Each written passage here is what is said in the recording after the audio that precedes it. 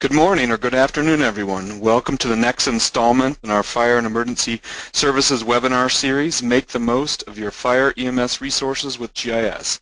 My name is Jeff Barani, and I'm from the Esri Public Safety team, and we're happy to be joined today by folks from Deccan who will represent and talk about some of their technology to help us achieve these objectives as we stated here.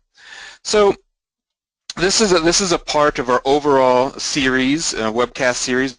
Hopefully many of you have joined us for other aspects of our Esri Public Safety webinar series, but this is the specific Fire and Emergency Services section. So this is intended to provide a regular update to you on different aspects of the technology. We have a regular cadence of these webinars.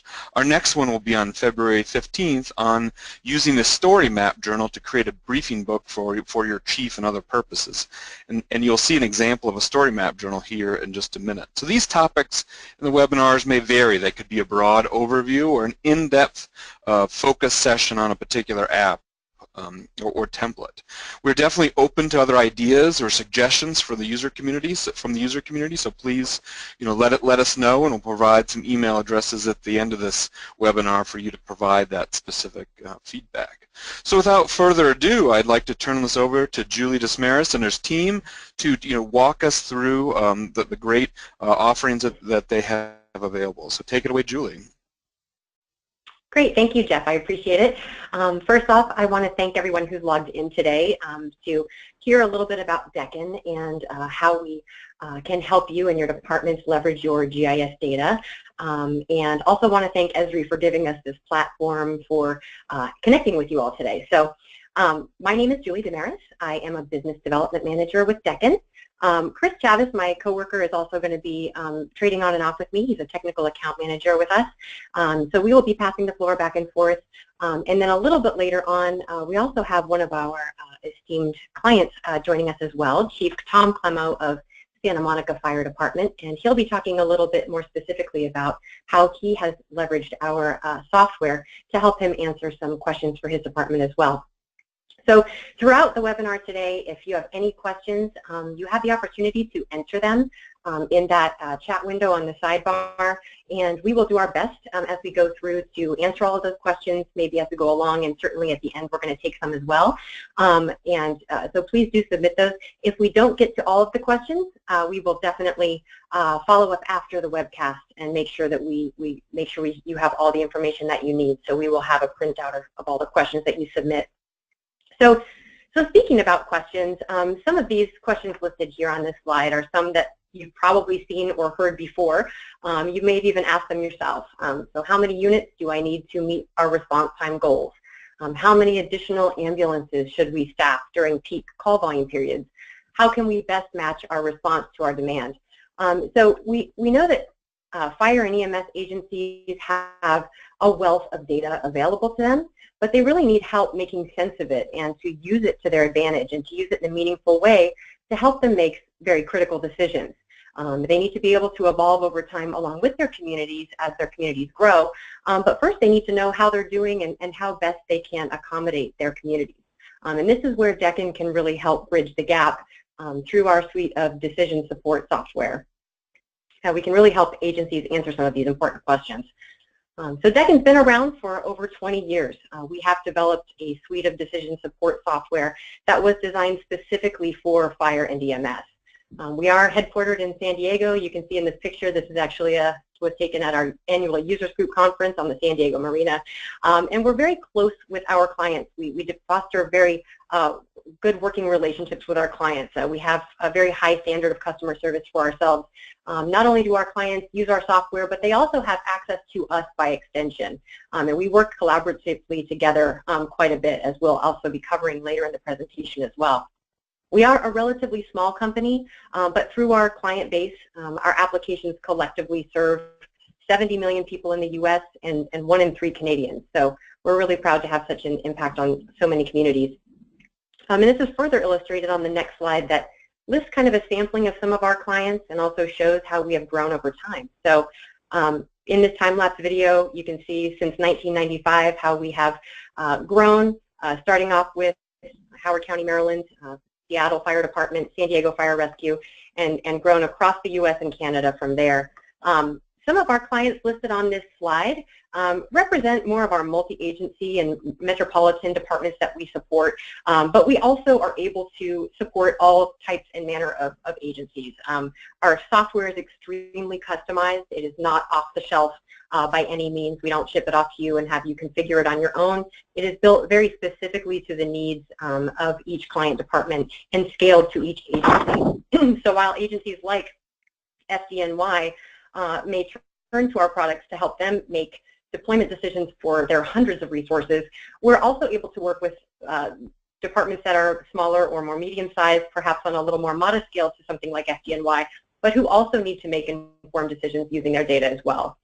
So in the next few slides, we're going to give you a brief introduction to each of our products to give you an idea of their unique capabilities and the types of questions they can help you answer.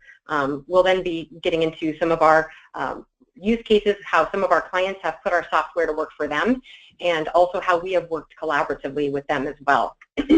So the first product we're going to talk about is ADAM, which stands for Apparatus Deployment Analysis Module. And for anyone on the line today who has any previous experience with Deccan or has heard our name in the industry, you've likely heard of ADAM, or maybe CAD Analyst ADAM as it was formerly called, but we've shortened it now to ADAM. And ADAM uses your historical incident data from your CAD and or RMS along with your GIS map data to allow you to analyze your response performance by time period, by incident types, and by geographic area. And it has both a historical side and a predictive modeling side to it. So on the historical side, we can look at your current performance to answer questions like, on average, how quickly are we getting our first engine dispatched to on scene for structure fire calls? And then we can compare this performance over time as well. So we can compare that to 6 months ago or a year ago as we changed over time. There's also a predictive modeling side to ADAM, and this side takes today's performance and uses that as a basis for projecting future response times should you make certain deployment changes. So before investing the time, money, and resources into building a station, for instance, you can use ADAM to determine where to place that station to give you the best benefit to your response times. So ADAM not only provides these outputs in numeric values, so it does give you your average response times and also the % of time that you're complying with your time target for a given response, but it also provides your performance reflected in a color-coded map. And so this shows you in your area map where you're performing well and maybe where you may have some coverage deficiencies. So ADAM will also show you where your new first due area boundaries should fall when you make certain deployment changes. So for instance, if you close a station, the nearby stations will need to cover what had been that closed station's first due area.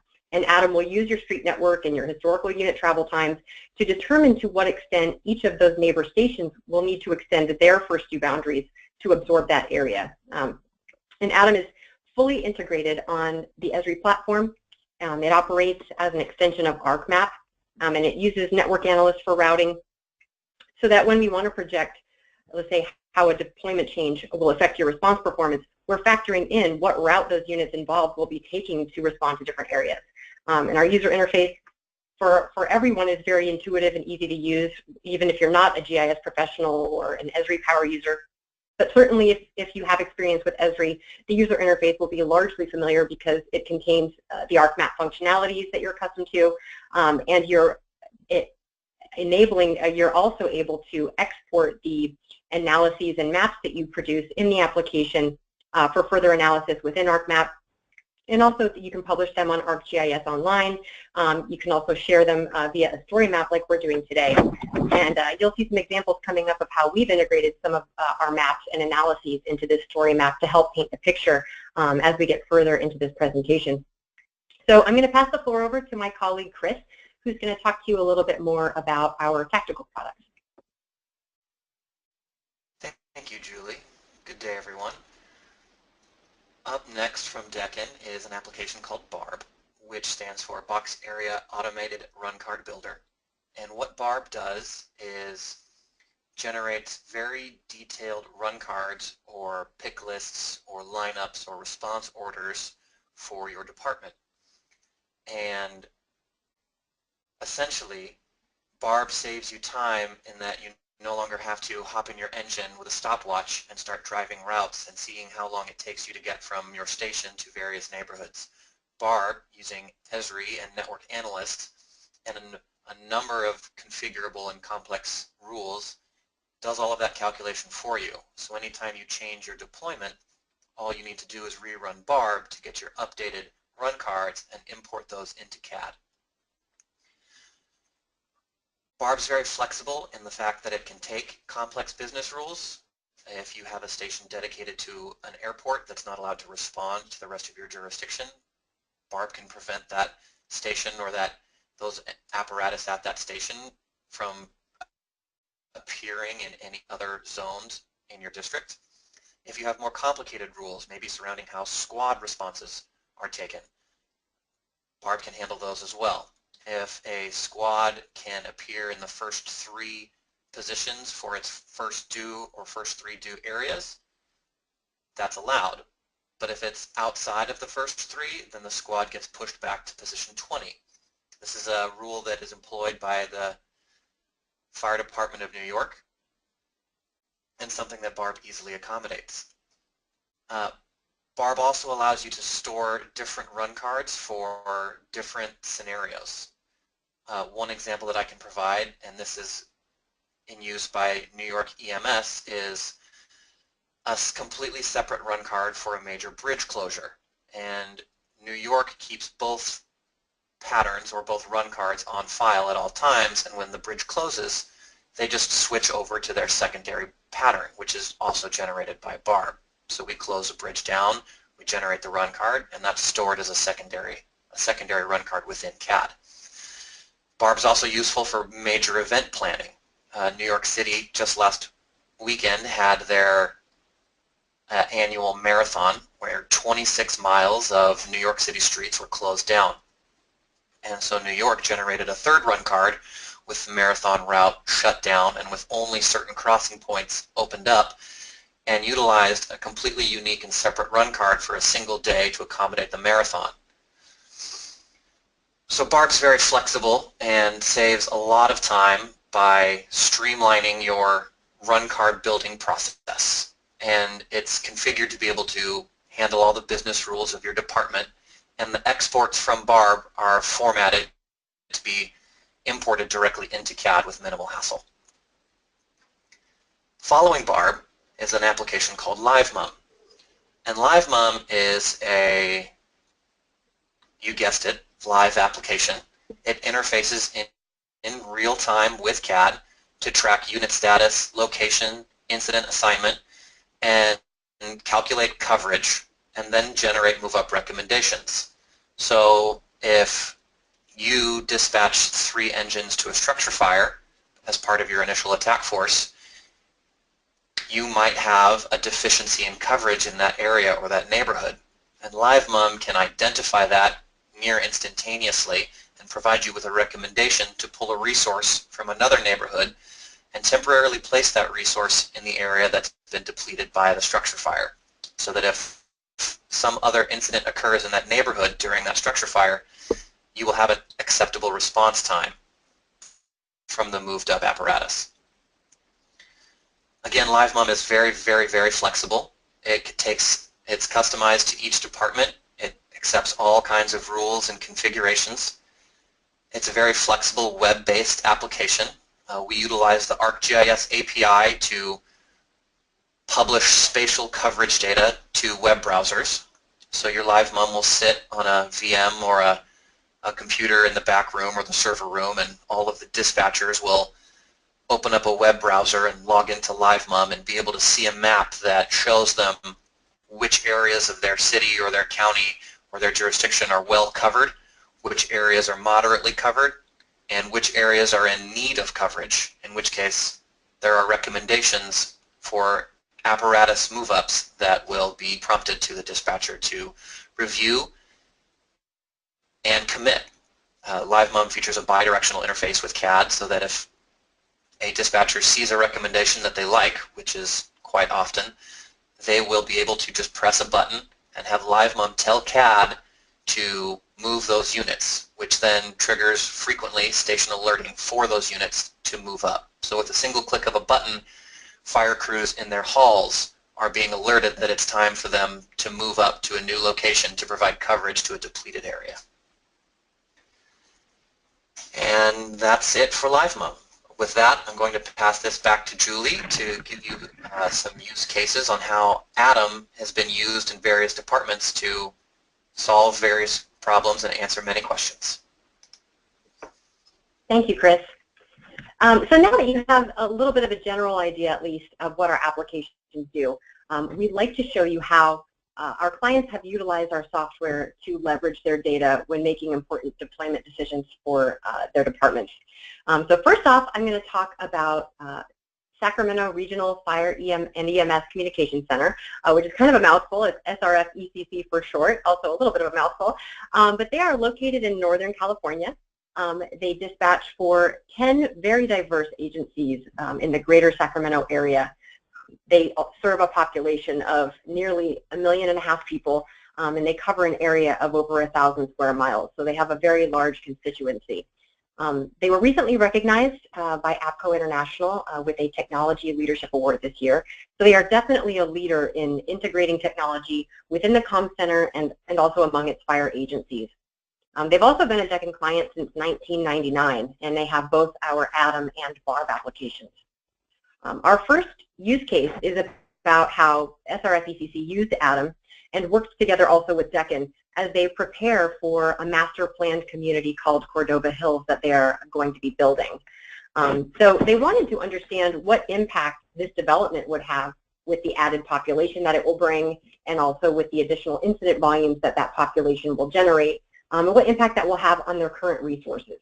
And then additionally, they wanted to evaluate the benefits of potentially building a new station to support that area. So in ADAM, we use map layers like your street network, your station locations, your response zone layer, first due boundaries, and all these multiple layers in order to understand, for routing purposes, how we'll get from one place to another, and also how to respond the best. And so the first thing we had to do, the first order of business for this project, was to model this development that currently doesn't exist yet in the map layers for in their current ADAM application. So we took that preliminary street network from the developer, because obviously since it's not built yet, it's not part of the regular city GIS map. And so we built in those preliminary streets into their map layer in the application and connected it to their existing street network. Once we had that done, we needed then to model a realistic incident workload for that area. And to help us do that, we identified an existing neighborhood that had a similar residential commercial makeup with a similar population, and we were able to apply the relative workloads from that neighborhood to Cordova Hills, the Cordova Hills community. And so what we're currently looking at right now is our workload map. So you can see in the legend how the different colors correspond with the incident volumes that have historically happened in those areas. Excuse me. And so the darkest purple areas, of course, have the highest incident volumes, all the way down to areas that are the lightest purple, where there are currently no workloads. And that can mean, in this case at least, that it's currently undeveloped land, so it's not even developed yet. So when we slide the bar to the left, you're going to see the area in the lower right-hand corner darken, and that's where this community is going to be built. And so now that we have populated that area with the workload that we expect it to bring, the next thing we needed to do was to look at how we would be able to perform currently with the current deployment. So the next step was to see, with the current resources they have, how they would be able to respond to this area. And you can see on the map and with the legend, now we're looking at, after we have implemented the street network and the workloads for this development, but not yet added any additional resources. With their existing resources, we can see that it's not going to be covered very well. So in the areas that are the darkest green, we are seeing a 90 to 100% compliance to their time target, specifically for getting that first ALS unit dispatched to on scene within their time target goal of 12 minutes. And then it gradates down to red, which is an area then that is only meeting that time target goal 20% of the time or less. So also I want to note that just looking at the map in general, just to orient yourself, so the areas, there are some areas that are labeled no access. They are white, and they basically mean that they are not accessible. Either they are open land or unpopulated, or they don't have a street network that extends through that area. So either no incidents occur there, or they occur so infrequently that it's statistically insignificant. Could be marshland or protected land, but just not developed. So once we had this done, so now we can see how the department would be able, or not so much be able, to support that area. Then they next wanted to look at some candidate station locations for areas where they might be able to place a new station, and they wanted to evaluate the related benefit that each location would give them to their response times, again with specific focus on that, getting that first ALS unit on scene for medical calls. And you can see the little yellow circles throughout the development representing those candidate station locations. So as part of this project, we placed units in each of those stations and then generated the projected response times based on the coverage benefit that each of those stations could provide. So when we slide the bar to the left, then we're able to see an example of the benefit that putting units in one station, in the farthest right edge station there of the development, would have on their ALS response time. And again, we did this with each station to show them what the relative impact would be for each of those station locations, but this is just an example of one of those iterations. To further focus on how the areas would be specifically impacted by this station location and to what extent they would be impacted, we can look at the scenario comparison. So scenario comparison compares the base deployment against the scenario where we have made a deployment change. So this allows us to really focus on the relative positive or negative impact of a particular deployment change only in the specific areas that were affected by that change. So what we're looking at here is the benefit in response times that this added station would provide as compared to the base deployment, which left this area uncovered. And so the legend is indicating the performance improvement that they would see with this station. So in scenario comparison, we're really looking at our delta scores and the percent of improvement. So in the legend, in the darkest green areas, they've seen an 80 to 100% improvement in their scores. And then gradating down to the lightest yellow that saw an increase in scores of 20% or below. And so this analysis continues to be part of this client's process for their final decision. They are still planning, and there will be more iterations of this street network as it evolves over time. But it just offers some insight into how ADAM can help answer some of the questions about and the type of a collaborative process that we engage in with our clients to help them answer these questions. And so next, I wanted to give an example of, a couple examples actually, of how another client department, Long Beach Fire Department, has utilized ADAM on a couple of different projects. And the first one is justifying some staffing levels in one of their stations. So in this view, we are seeing the first new area for a station that currently does not have an engine located in it. And they are considering reinstating the engine that had previously been here back into the station to help improve the response time. And so the first step of the process was to look at how they're currently performing with particular respect to getting that first engine on scene for structure fire calls. So we can see in the legend that the areas are mostly orange, which is corresponding with a greater than 5-minute and 50-second average response time for getting that first engine on scene. And with a 5-minute and 20-second time target goal, they're really exceeding their goal a lot of the time. So the second step that we wanted to show was once we modeled an engine in that station in ADAM. So in ADAM, we are able to very easily drag and drop and place units into a station, move stations, build stations, and things like that. And so we were able to place a station in that engine, place an engine in that station, and then evaluate what the performance would be projected to be with that engine there. And so we can see on the left side panel, the improvement is now getting that first engine dispatched to on scene. We're now down to 4 minutes and 14 seconds on average, with an 86% compliance to time target. And as you can see with that slider bar now, most of those areas that had been orange are now showing green, where they have received a much better benefit to their response performance. When we flip over to the scenario comparison, again, we're comparing that base deployment against the scenario where we've now added this unit. So we can see specifically where and to what degree that engine has improved performance on structure fire calls. So again, in the legend for scenario comparison, we are seeing the relative percent of performance increase in each of those areas. And Chief Dury used this analysis to present to council and to really paint the picture for how this would really benefit their department and their ability to respond to their constituents in this area.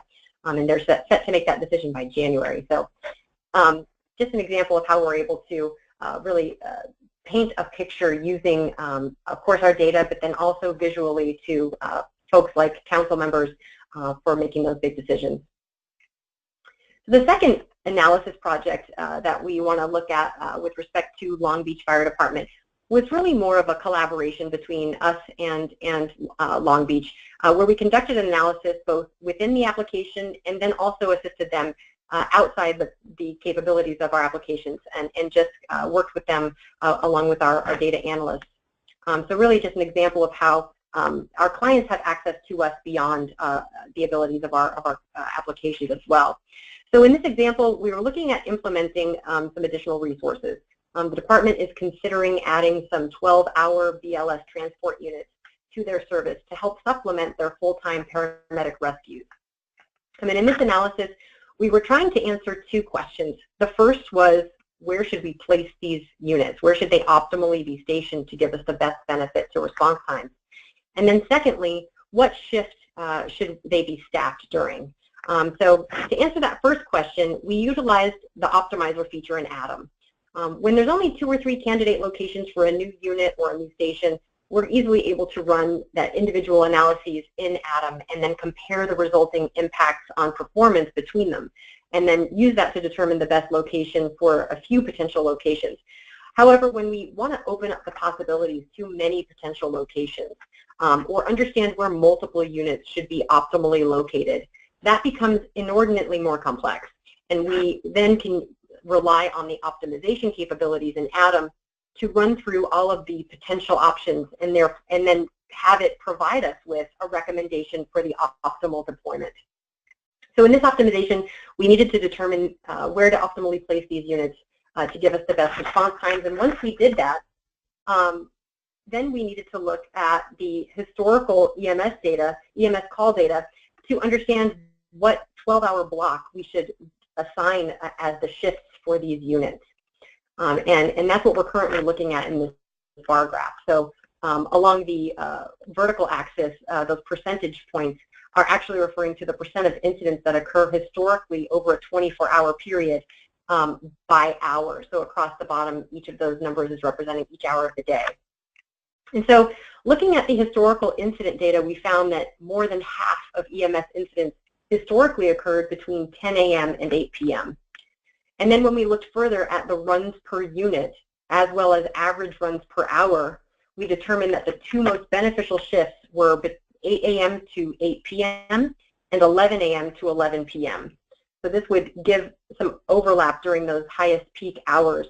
And this combination resulted in the lowest maximum runs per hour per unit, the lowest average runs per unit, and then also gave us the best benefit to response times and highest overall unit availability.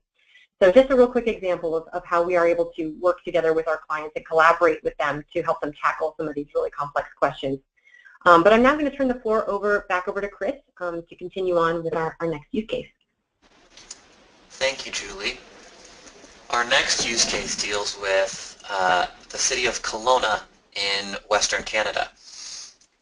Kelowna had an interesting problem in that they wanted to determine where the best place in the city was to place their final remaining engine when they had concurrent incidents ongoing. So the city's been depleted down to a single available engine. Where should we temporarily post that engine to get the best coverage in the city during that time? And this capitalizes on another portion of Optimizer, which Julie mentioned previously, is This utilizes something called street corner optimization, where we analyze every street corner in the network and we determine which street corner is the best location for that temporary posting. Because we don't need to put the unit in another station, we don't want to know the best cross street where it can go and sit while there are multiple ongoing incidents for that last unit to best cover the city. And so Kelowna utilized Optimizer to determine that this single red diamond in the middle of the city was where they got the best total coverage of first career engine dispatched on scene in 7 minutes and 40 seconds. So this posting turned out to be the optimal street corner across the entire city. And as you can maybe imagine, no matter the size of the city, when you're looking at every single cross street and intersection, there's quite a few of them. And the fact that we can optimize all of them in a single scenario is quite powerful. So once Kelowna had made this decision and implemented this single engine posting, they discovered that they were going to have the funding to add a second engine to their deployment. And so they asked them the next question.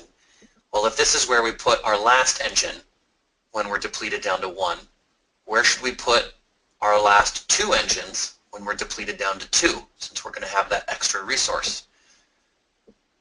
So they ran another optimization on all of the street corners in the city with 2 available units rather than just 1 available unit. And so if we use the slider bar, we're going to see how that first location changes into 2 different locations. Now you can see that this original spot here, kind of in the center of the city along the highway, has moved to the west, closer to the river, and a second spot has popped up further east along the highway. Now, with 2 available engines, these are the best 2 street corners to post them on to get the best performance for that 7-minute and 40-second first engine to on-scene criteria. So before they were added with the single engine, they were meeting their time target 48% of the time, and their average response time was 8 minutes and 35 seconds, which is a little bit worse than their 740 time target. With 2 engines, their average response time, first engine to on scene, has been reduced to 7 minutes and 33 seconds, which is under that 740 time target, and they're meeting it 67% of the time. So they got a 1 minute and 2 second improvement to average response time and a 19% improvement by adding that second theoretical engine. So if we look at the comparison between the single engine available and the 2 engines available, we notice that the western shore of Kelowna and the eastern foothills both received very, very drastic improvements to first career engine dispatch to on-scene times when that second engine is added. So this has been a very compelling piece of information and data for Kelowna to present to City Council to justify the implementation of that second, or that additional engine. It's not a second engine, it's an additional engine. And they're very, very close to having the funding to be able to implement that additional engine, in part due to the analyses that Adam was able to provide to City Council in the story map format. So up next, I'm going to introduce a very special and esteemed guest, Chief Tom Clemo from Santa Monica Fire in Southern California. Chief Clemo is the Deputy Chief of Administration and is responsible for all aspects of his fire department's personnel, budget, fleet, facilities, communications, and IT infrastructure. He has 31 years of experience in the fire service across the west coast of the United States in California and Oregon, and we're very excited and honored to have him here to present how Santa Monica has used Adam to answer questions for their department. Chief? Good morning, everybody. It's actually my honor to be on the phone with you all and really demonstrate a tool that we have been using for the past few years to try to figure out and answer some very complex questions that we have in a city that's only 8 square miles. Just for a little bit of background, Santa Monica is 8.3 square miles, but we cram a lot into that space. Highly urban, challenged with a significant amount of traffic problems. We draw over 20 million people a year to this town, to our beaches and our pier, and it just seems to be an ever increasingly popular destination. A few things occurred a couple of years ago that raised some questions that we couldn't answer. One was, what happens if we run a new rail line, light rail, right down the middle of town to have it terminate near the pier? What does that do to our response? What would happen, or what does happen on our heavy days on the weekends when temperatures in downtown LA exceed 90 degrees? What does it do to our beach? And we had some levels of data, but nothing that was really clearly accurate and laid out what deployment decisions or alternatives should we be considering. It may be real simple to say, well, just keep throwing units at it. But in our system, throwing one unit at it is a $1.3 million decision that reoccurs annually. That's a pretty expensive way to do business. Additionally, and like many fire departments or fire chiefs that might be on this, we don't have a concentration problem, as you can see on the map. I've got a distribution problem. It's difficult to build facilities for a number of reasons. There is no available land. There may be some storefront options, but you run into the not in my backyard concern with having a fire station. As a fire chief, the two most difficult things you're probably going to do is close a fire station and open a new fire station in a community. So we had to figure something else out. And if you look at our performance, it's very clear that a couple of things are dramatically evident in our small system. Number one, the rail line has a pretty impactful, from a negative perspective, negative impact on the area that is immediately south of the center of the city, that large red blob. That area right there is also one of our more poorly served sections of town from a number of aspects. And we knew that the train was going to create some problems there. So, and just for context, our trains run at 6-minute headways and close all of our grade level intersections 80% of the time between 5 in the morning and 10 at night. So it divides the city in two, with the exception of a couple of key crossover points that either the rail goes over the street or the rail does not run there. So that's a problem.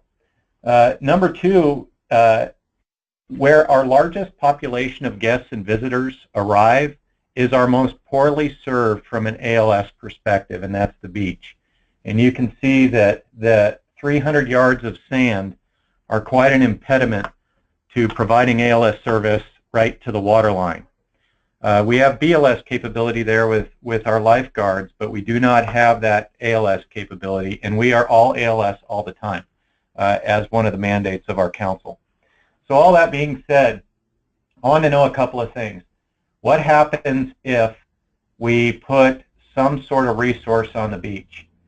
And what happens if we relocate some of our concentrated stations that have multiple engines in them to another location? As we drag the bar from right to left, you'll see the improvements that start to occur.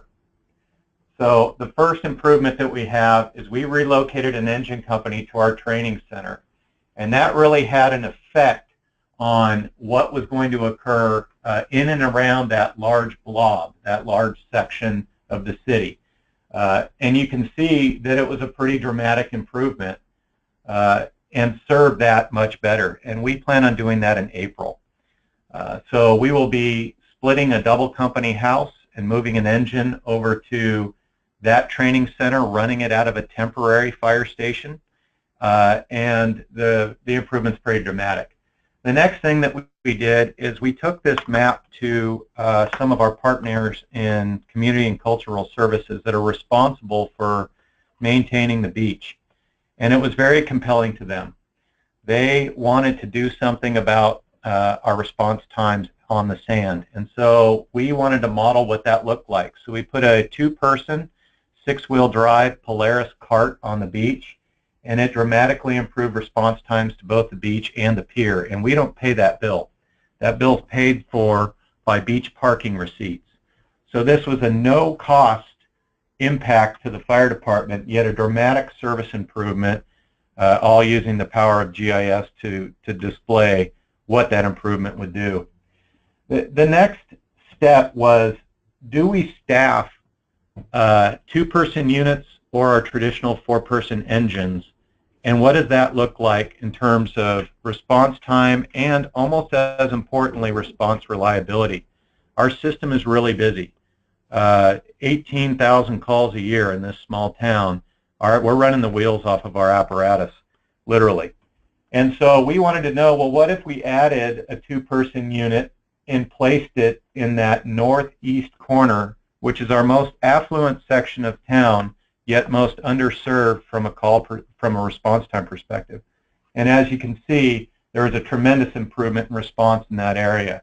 And so it's driven a conversation about some form of facility yet to be determined on that north side that we could potentially place a unit there or post a unit there. That's yet to be determined by operations on how they want to go about doing that. So our overall comparative improvements, as you see on the screen, is dramatic with some shifts. One required the addition of some personnel, which we have since done. In fact, they graduate from the academy this Saturday.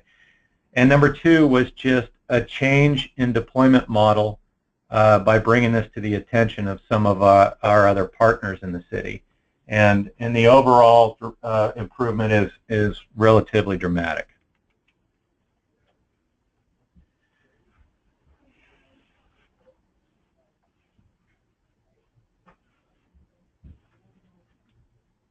The next map that we have on the screen for you is something that's pretty telling as well. One of our council's top goals is to reduce homelessness, and we have a pretty significant homeless issue in our community. And what this map shows is it's a graphical illustration of call load in a given area by incident. And if you take a close look at the changes in call load over the last 4 years, we're seeing not only a significant growth in calls, but a concentration in certain locations. And when we showed this to our crews, they were able to almost give us by address where those locations were. But it further reinforces that you have to look at not just your response time, but you have to look at your response reliability and the call concentrations when making a decision about resource allocation or geographical resource placement. And this map was a real powerful means of doing that. Our deployment committee has this, and they're studying where we think this might go, whereas our calls continue to increase at nearly 10% a year, where this is going to go.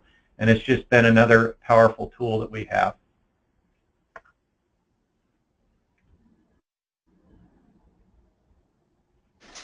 Chief, thank you very much for your presentation on how Adam has benefited your department. You bet. So after seeing all of these use cases, you might be asking yourself, how do I implement this? Well, realistically, it's fairly simple.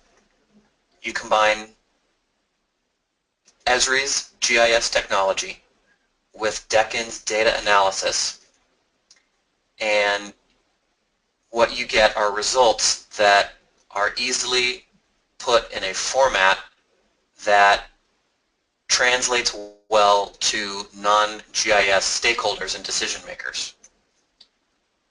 So if you have Esri and you have Deccan, you run some analyses, you generate some maps, you put those in a story map, and you provide those to decision makers that maybe don't understand the nitty-gritty of the data or the nitty-gritty of the GIS, but can look at telling maps that tell stories about how much improvement can be gained by making certain decisions. That's going to make a strong impact, as Chief Clemo recently illustrated. Adding a med cart at no cost to the fire department. Large improvement in response times. That's pretty powerful. So Deccan plus Esri allows you to perform powerful analytics on a familiar platform that's relatively easy to use. You get to leverage your existing ArcGIS Online subscription to tell stories using Deccan products. And you get an easy way to present a wealth of data in a meaningful fashion to people that need to just see end results. And that concludes our webinar. I'm going to hand this back over to Jeff Barani to wrap up. Great, thank you, Chris, Julie, and Chief Clemo. Very inspirational examples that we saw there of how to use analytics to make better decisions for complex resource deployment decisions. So we're getting towards the end of our hour here, but before we close out, just wanted to remind you to explore some of the resources you saw in today's webinar. We'll be sharing out these links with you to explore further and get details on more details on some of the Deccan products from their website. A reminder of their upcoming user group conference in September of next year in San Diego. You can stay connected with them through both their Facebook and LinkedIn sites, and we'll provide the direct contact to get in touch with them.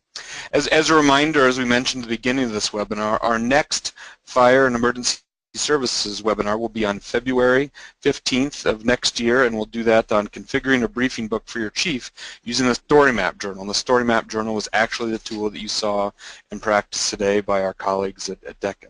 If you have any other ideas or suggestions for additional webinar topics for fire and emergency services, please let me know, and my email address is here. And finally, a final reminder, it's not too early to start planning for the Esri User Conference as well as the National Security and Public Safety Summit the second week in July of next year in San Diego.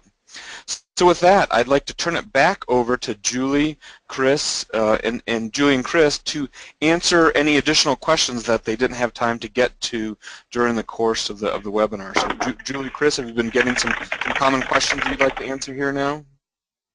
Absolutely, Jeff. Thank you very much. One question that came back in is, what is a run card? And this was in relation to the BARB product.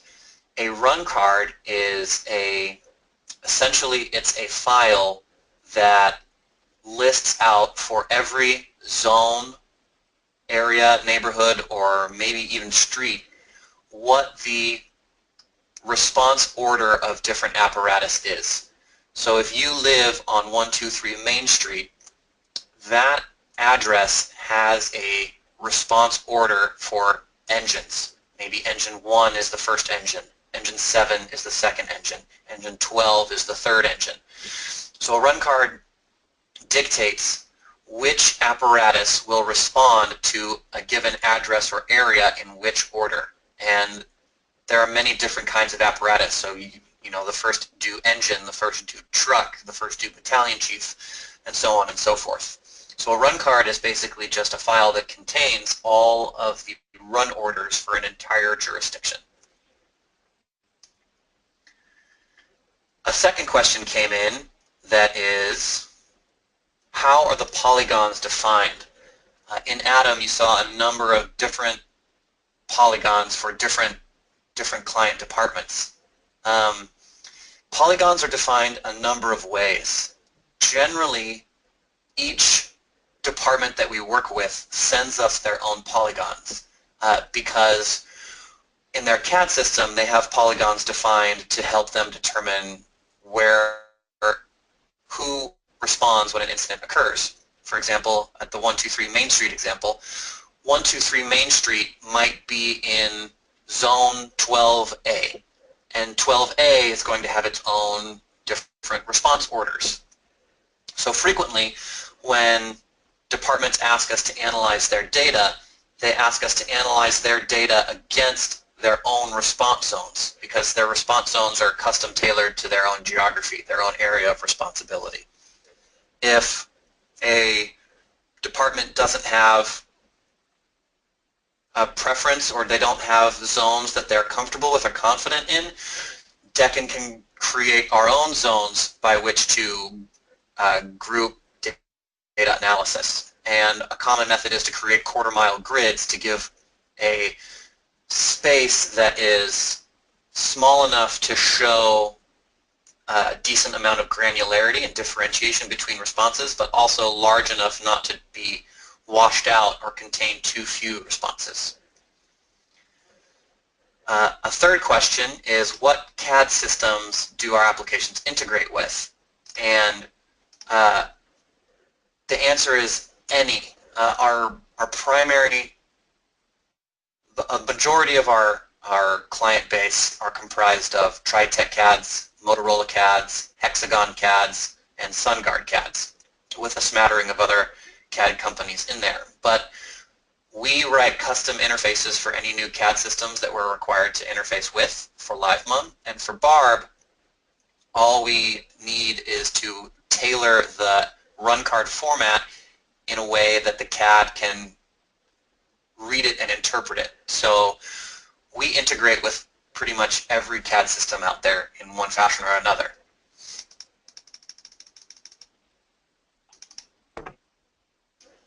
Great. I have a couple of questions that came in as well, if you're wrapped up, Chris. So one of them is basically how our optimizations are weighted. We've received and my apologies, Julie. Please continue. Oh, that's okay. So how our optimizations are weighted, and whether they are weighted by geographic area or by call volumes. And so the answer is really both. So we are able to, on a sliding scale from 1 to 100, allocate how much weight we want to give to a given optimization toward where incidents more historically occur. So giving preference to those areas where our highest call volumes occur, or by treating all areas of each of our response zones equally, and weighting more toward geography. And so sometimes our clients like to do 50-50, or maybe they do want to give a little bit of preference to those areas where they expect more incidents to occur, and so we are able to place that on a sliding scale when we run our optimizations. There was also another question about when we're projecting response times, is only routing and drive time considered, or also volumes of calls? And so the answer is both. So we do take, of course, into consideration routing and drive time. So we are using in ADAM that street network to understand posted speed limits for routing. Also one-ways and elevation data. But we're also looking at your historical data to understand how quickly your units actually travel historically. So despite posted speed limits, how quickly are your engines able to travel, or your ambulances? And then on top of that, we also are looking at your workloads. So when we are basing our modeling in ADAM, we are taking that most recent 1 year of your incident data to understand where your incidents are occurring and what types of incidents those are. And so we are taking both of those into consideration. Your call volume, so when we're looking at your average response time, it's not just the average response time based on how quickly a unit can travel there, but it's also considering historically the availability of those units based on the types of calls that they typically go on historically, and then also, of course, the relative call volumes that they experience as well.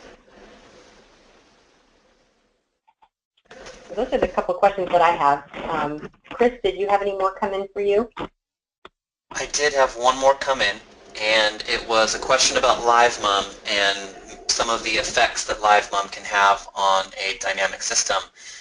And fortunately, I do have some statistics in front of me, but one example from Johnson County EMS is after their implementation of LiveMum, they reduced the number of unit relocations that they were doing on a monthly basis by 36%.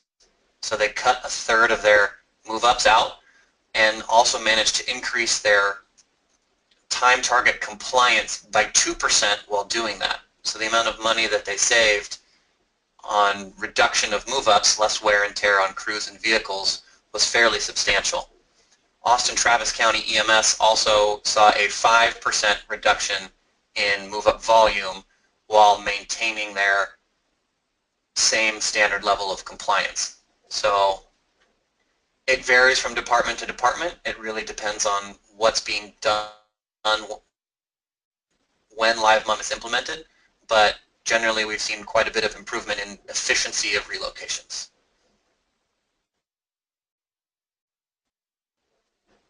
Excellent. Well, thank you, Chris, Chief Clemo, for joining us today.